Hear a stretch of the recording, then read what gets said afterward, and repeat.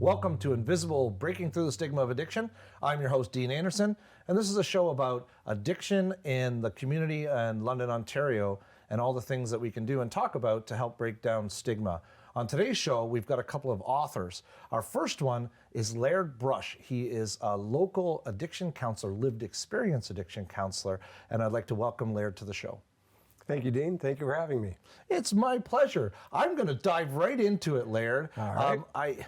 You're one of my favorite people. You know this already. Thank you. And likewise. Thank you. Having you on the show as a lived experience counselor and as an author, I wanted to talk about the book that you wrote and that came out last year, Morning Musings from a Slightly Twisted Mind. So to have you here in a different capacity, because some people would know that we've had you on the show in a different capacity as your working professional, and now we have you here as a lived experience person and as an author. And I would love for you to share a little bit about your book and how it came to fruition. How it came to fruition? Well, interesting enough, when I first got sober, I struggled like a lot of us do, right? And I've tried to get sober many times over the years. I like to say I went to my first meeting of Alcoholics Anonymous in 1989 and immediately got sober in 2010. So it took some doing. But when I finally took, I guess, I started to do all the things I was told to do, right? So I was going to meetings, I was reading literature, I was praying, I was meditating, doing all these things. And I had a lot of things going on in my head. And so what I started doing, the book started with little posts on Facebook. I would have these thoughts in my head, and so I would put them on Facebook. And I would get all sorts of responses, mostly positive, not all, but mostly positive. And then I got away from social media. I found social media wasn't real healthy for me, and I started getting a lot of people saying, hey, we missed these morning musings from your still slightly twisted mind. Mm-hmm. And so I thought, well, maybe if I put them all down in one place, and people might like to enjoy reading them. And that's basically what I did. So the book is really about my struggles early in recovery. It talks a lot about the things that I was going through my head, and I think that a lot of us go through early in recovery. And then it talks, you can see as the book goes on that I start to get a little better, I start to get a little healthier, and it changes the way that I'm writing. The first story in the book is about me borrowing a bus. In active addiction. I don't want to say stealing, because I don't know what the statute of limitations is on that.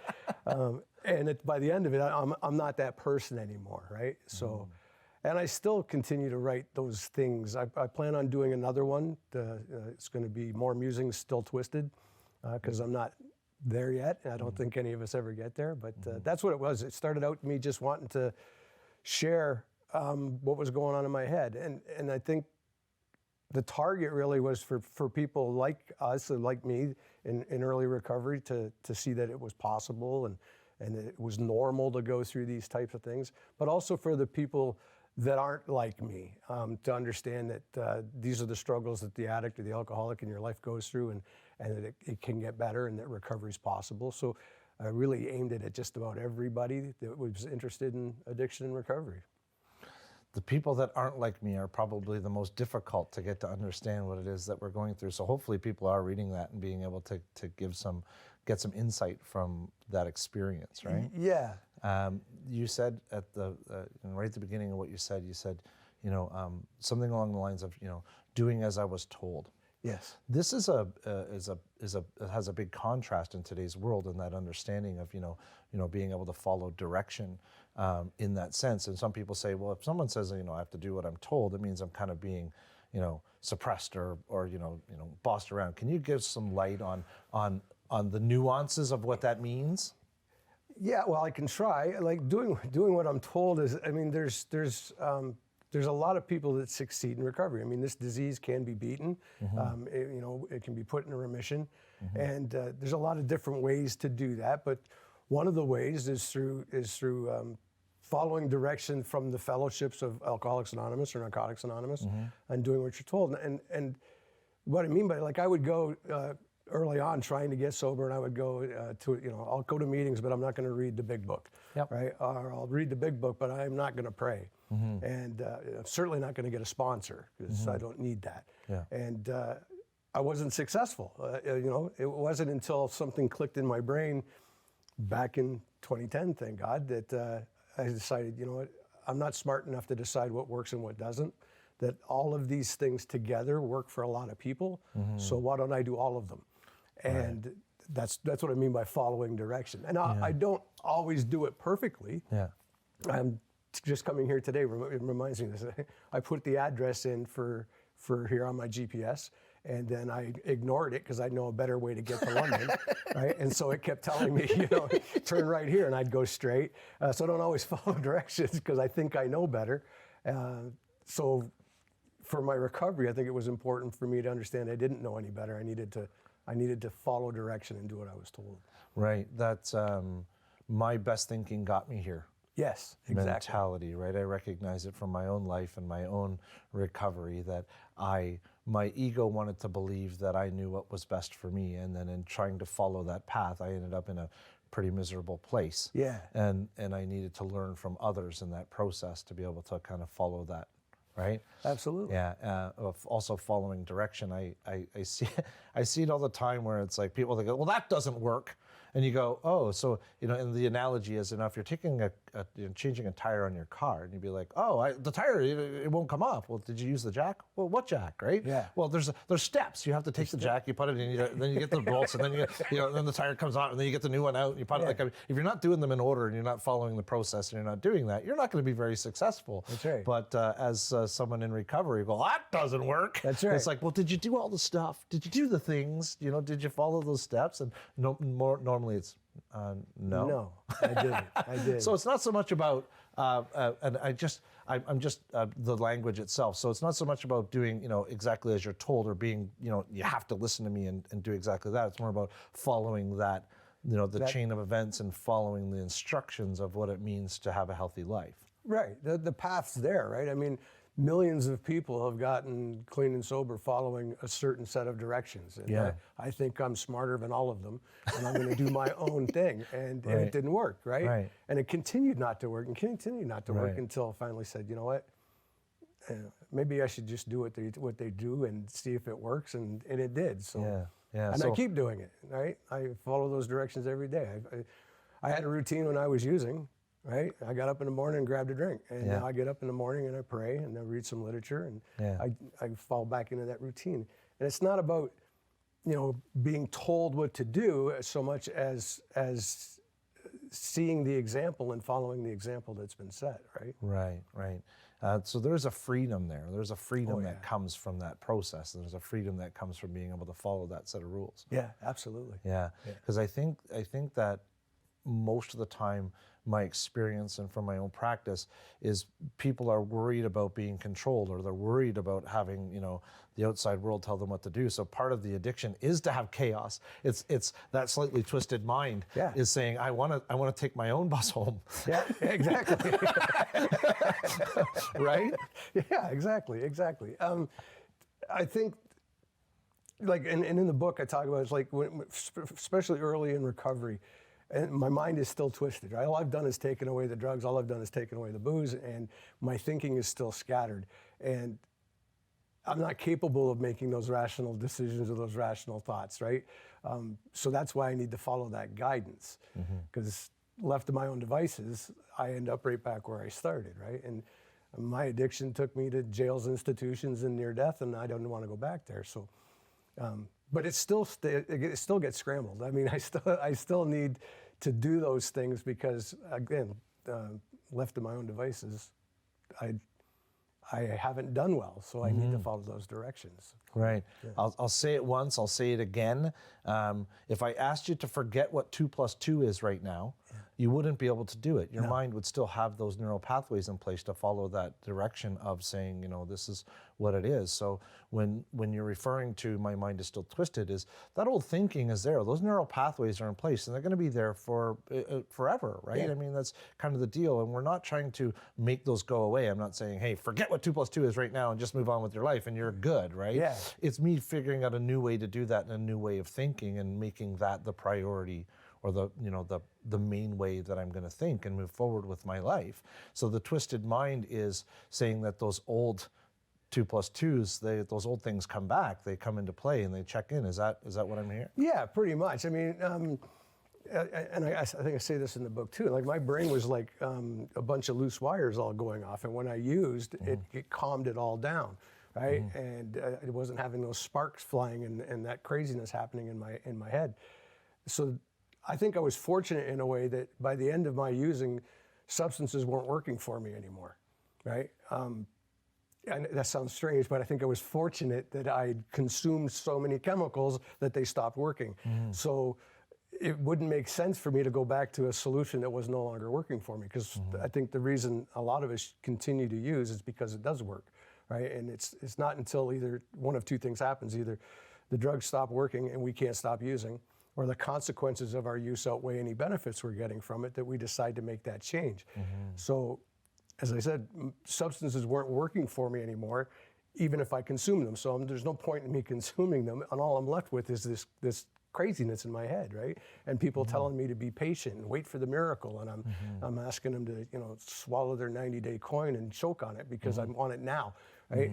When I was using, instant gratification wasn't fast enough. I wanted to get as high and as drunk as I could, as quickly as I could. And then when substances stopped working and I was almost not forced into it, recovery was the option left, kind of thing. I wanted all the promises to come true right now. I'm not using, I didn't use today. I want to be happy, joyous, and free right now. And then to be told, well, no, because you're still slightly twisted, it's going to take a little while. It tested my patience, right? And that's why I started writing this stuff down. So it's like people understand that it's okay to be confused and to still be hurting and to still be thinking like you did yesterday, because just because you didn't use today, that doesn't change. And it takes time, right? And being able to recognize that. I like the phrase stutter step. I do a lot of my recovery is about a stutter step, because sometimes the first thought in my brain is 180 degrees from what's rational and what's right. And I need to take that little stutter step. I don't drop to the floor and meditate in the middle of Walmart, but I take that pause to say, no, I don't, no. I suppose I could in Walmart, wouldn't notice, but but I take that pause to say, wait a minute, this is old thinking. This isn't rational. This isn't right, and then change it, right? And it took time, and getting some of that insanity out of my head took writing it down, right, or posting it on Facebook, or eventually putting it in the book, and that calmed the crazy wiring in my head. Okay, one last question. What advice would you give to somebody right now watching the show? They're struggling and they've got to get through that first day, that first little bit, that first thing that just, because you talk about getting to that 90 days or getting that, instant gratification, but that first little bit can be just the toughest thing. What's the one piece of advice you could say if you had to say there's only one thing? What is it? The same thing that was told to me: be patient and wait for the miracle to happen, because everything this disease took away from you, recovery will give it back to you. And just be patient. Awesome. Thanks for being on the show, Laird. Thanks for having me, Dean. Pleasure as always. Always a pleasure. We'll be right back after this break. Welcome back to Invisible. Our second guest today is Grace Ibrahima. Grace is an author, and she's written several books, and we're here today to talk about one specifically, Mercy, One Life, Many Stories. Thank you for being on the show, Grace. Thank you very much, Dean, for having me. It is an absolute pleasure. I love your energy, and we've talked a couple of times already leading up to getting to have you on the show, and you're such a delight to chat with, and I'm looking forward to learning more about your story and the books that you've written. The very first question that I have for you is to give me just a little snapshot of what Mercy, One Life, Many Stories is about. Mercy, One Life, Many Stories about my trials and tribulation, my ups and downs in life, and also my resilience in life. Nice. Growing up in Trinidad, very poor family, lack of education. They pulled me out of school when I was 9 years old, not grade 9, 9 years old. And I didn't pick up my education until I was 22. But I was determined I am going to make a life of myself. How I was going to do it, I've got no idea. So I got on the ship from Trinidad, feeling lost and alone, and I felt as though I was walking to my demise. And I went up to England. Before I reached to England, I left home as a young girl and I arrived in England as a broken woman. Mm. I was raped on the ship. Mm. And all of those, the consequences of all of that, I had to deal with that. But as I said, I'm a very determined woman, especially when I know what I'm doing is not so much for me, but for the general public, for Mm. people who haven't got a voice or who think they do not have a voice. Yes, Right. So I've heard wonderful things about you and the book. There's also a segment in there where coming to Canada, talking about alcohol consumption and how those traumas and those trials and tribulations of moving from Trinidad to Britain and to Canada, and how alcohol played a role in your life. Can you share a little bit more of that with us? yes.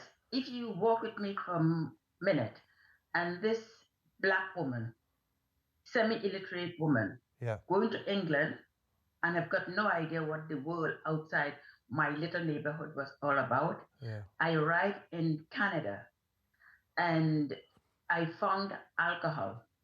Well, I found alcohol when I was in England, but when I came to Canada, it was big time drinking. And with all what I've just said, when I had alcohol, it seems as though the whole world is rose color. Everyone, I love everyone at that time. And I had to drink more and more and more to get that nice feeling. And it reached to a point where my drinking was just out of control. I didn't have that good feeling, but I had to increase my drink. In fact, I mix a drink, one drink with another one, so that I'll get that good kick. And alcohol became my friend, my lover. We were very intimate. And then alcohol started turning on me. And that's when I get anxious, depressed, paranoid. And I didn't know how long it will take one drink to work out of your system. And I drank from um, Saturday and Sunday morning when I went to work. After drinking all night, all weekend, I was suspended from work. I Mm. was sent home.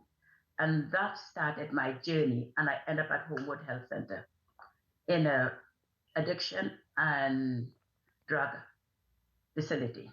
Mm-hmm. So it sounds like your solution became your problem, Absolutely. right? And then you found your way into treatment. What were some of the trials and tribulations, or I don't think it was just that easy that you just found treatment just like that. There's probably a little more obstacles and hurdles that you had to overcome to get there. Can you share a little bit about that? Right, right. My two sons, I've got two sons, two boys, they were on my case. Mom, you're drinking too much. Mom, you're turning into something else. Mom, you smell like alcohol and stale perfume and perspiration. And my late husband, who passed away in 95, he was literally pleading with me to stop drinking. All of those pleas, they were going to one ear and out the other ear. And all I could think about was, why are they getting on my case? So it seems as though, and for a black woman, it seems as though the problem was even worse because even without the alcohol, what would the society think about Grace, this woman? And with alcohol, well, I beat up myself real good. So when I was driving down to Homewood Health Center, Mm-hmm. I was driving and I was thinking they wouldn't look at me, they wouldn't talk to me, they wouldn't care about me. But that was just in my mind. When I went to Homewood, it was a whole different story. I was almost ashamed of thinking what I just mentioned. Mm-hmm. People didn't care, people did care, and Yeah. they treated me very, very well. Yeah.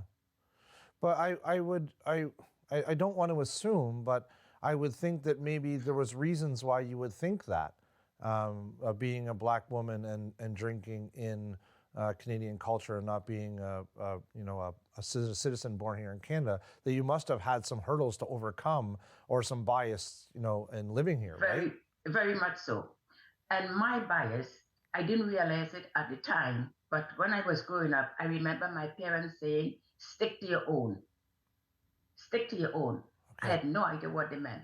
But as I grew a bit older, I realized that was a type of discrimination, racism, you know. Yeah. And because of that, and when they said to me, I'll end up nowhere, I'm no good, no one will bother with me, and I wouldn't see my way, meaning I will not get on in life. Right. At each stage of what happened to me, that incident on the ship, it took me right back to those negative messages. You're no good. Well, I thought, I'm no good. That's why that happened to me. And with the alcohol, I'm no good. That's why I've got to drink. So, yes, there was a lot of hurdles. And this blackness, I'm speaking for myself. Okay. The blackness, sometimes it's I used to play that black card and it just works so far. But now, when any situation, issues occur in my life, I take a step back and I look at the situation for what it is. If I apply for a job and I didn't get the job, maybe it's because I was not qualified enough Mm-hmm. and I didn't have the requirement. Mm-hmm. So I had to relearn all the negative things about myself, to accept myself first before I accept society, especially accept white people, because it's the same white people who helped me an awful, awful lot. So But I had to come to that stage where I trust a little bit, and trust was a big, big issue for me. yeah, absolutely. I could see where, you know, experiences and then even, you know, the discrimination like you're talking about coming from your family, you know, stick with your own, you know, that type of dialogue says that you shouldn't trust, right? And then trauma and those experiences that you went Yes, through, you know, we talk about it a lot in the addiction realm of, you know, being in safety mode and being in trauma mode and using the alcohol to numb, you know, that feeling of being in safety mode. This is what we're talking about was your medication, correct? right, absolutely. And another thing about what you've just said about trust, I felt as though I was on red alert. You know, like when the country go on red alert, I felt as though I was there all the time before I went into treatment because I never trust people. Even when people, when they're reaching out to me in a good, positive way, I thought, what does he want or what does she want of me? Because I was always used to you get something and then you've got to pay something back for it, Yeah. whatever that payback will be. Yes. Yeah, and many people watching the show will understand that that's, you know, a byproduct of trauma as well, is not being able to trust. Right. How have you worked to overcome this? Building trust and being able to become a trusting person is a big deal, and a lot of people struggle with trying to figure out how it is that they can, you know, get a piece of that, right? Because they want to feel that, they want to trust. You know, Yes. how did you do it, Grace? How have you worked towards being able to build that trust? Okay, first, I started, and you're right, that's a big issue, trust. First, I started with my late husband when we were dating. And I remember the first thing I started telling him was about my education, how I felt insecure and frightened when I've got to put a few words on a paper, lack of education. Mm, And that was when I started. mhm. I did not tell him about the trauma, the sexual abuse on the ship, because that's too big at that time. But over the years, little by little, he said to me, is there something bothering you? And then the tears starts falling like Niagara Falls. And that was the time I told him what happened.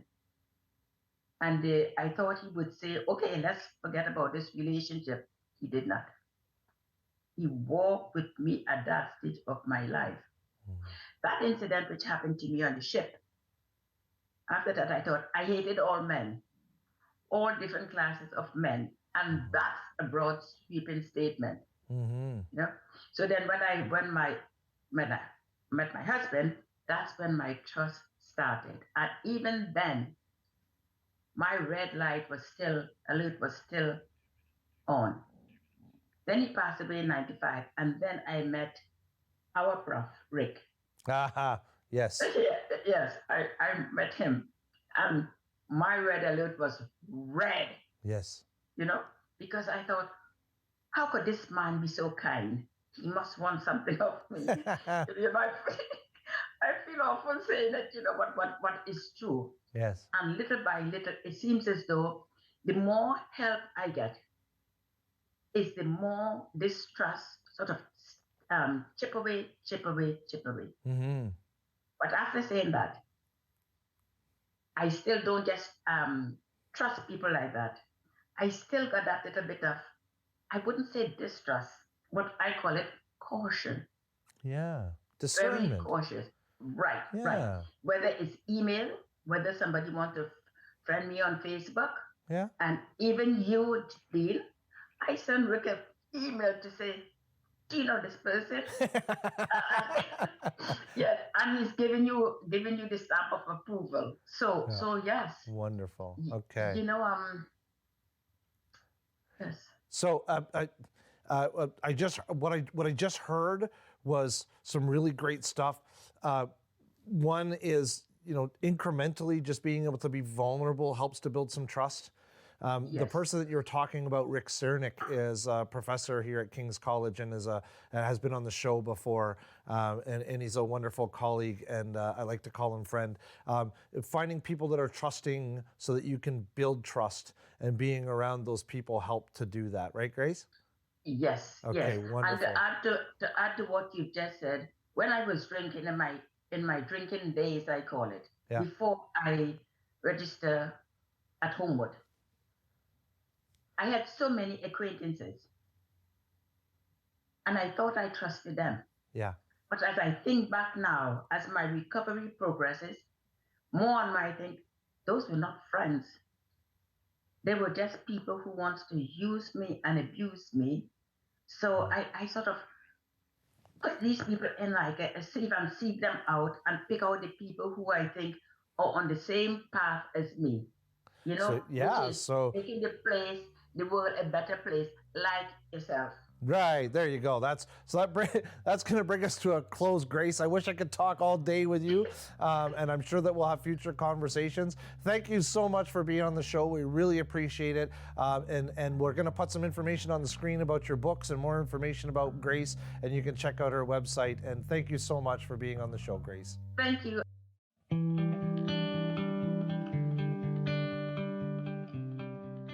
So keep in mind, there's only one way to learn how to trust, and that's to trust. Thanks for watching. We'll see you next time on Invisible, Breaking Through the Stigma of Addiction.